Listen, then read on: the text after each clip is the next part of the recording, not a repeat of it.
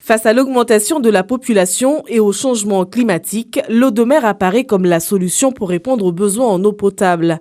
Mayotte est dotée d'une seule usine de dessalement. L'ouvrage, situé en Petite Terre, a été mis en service en décembre 1997. En 26 ans d'existence, jamais elle n'a pu produire la quantité d'eau attendue. L'usine de dessalement, vous le savez tous, actuellement, elle est en capacité de produire 3500 m3 jour. D'accord ? À cause de la qualité de l'eau, effectivement, les travaux qui avaient été faits au moment de la dernière crise de l'eau n'ont pas permis d'atteindre l'objectif de débit qui était souhaité de 4700 m3 jour. Des travaux complémentaires ont été réalisés, sont en cours de finalisation. On fait la réception là, cette semaine. Des dysfonctionnements cumulés d'année en année.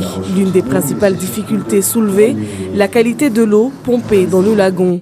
Les sédiments venaient endommager les équipements, empêchant une production optimale. L'ouvrage a traversé vents et marées, incendies parfois laissés à l'abandon, puis remis sur les rails par la force des choses. Comme ce fut le cas en 2017, une extension de l'usine de dessalement a été réalisée dans le cadre du plan Urgence Eau pour répondre à l'urgence de la crise. Tous ces travaux, ça met du temps en fait. Vous ne sortez pas une usine de dessalement en 3 mois, ça n'existe pas, nulle part. Il y a énormément de travaux à faire tout autour d'une usine de dessalement, donc ça prend un petit peu de temps.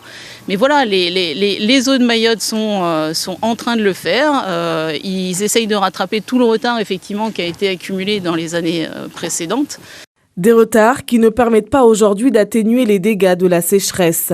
Le compte à rebours est lancé. La vidange des retenues collinaires est prévue le 11 décembre. Avec ses 4700 mètres cubes d'eau, l'usine de dessalement ne pourra pas alimenter la Petite et la Grande Terre. Il faudra compter également sur les captages et les forages.